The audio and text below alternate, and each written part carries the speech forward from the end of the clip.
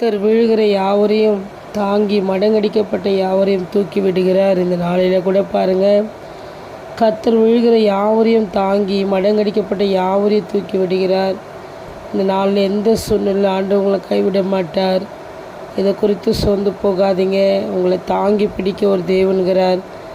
நீங்கள் சூழ்நிலையெல்லாம் உங்களுக்கு எதிராக நிற்கும்போது பாருங்கள், உங்களுக்காக எதையும் செய்ய ஒரு பெரிய காரியத்தை செய்கிற தேவனாக இருக்கிறார்.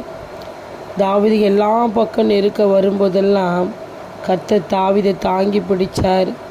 அவருக்கு சூழ்நிலையில் எதிராக நிற்கும்போது கர்த்தர் அவரை தூக்கி விட்டார்.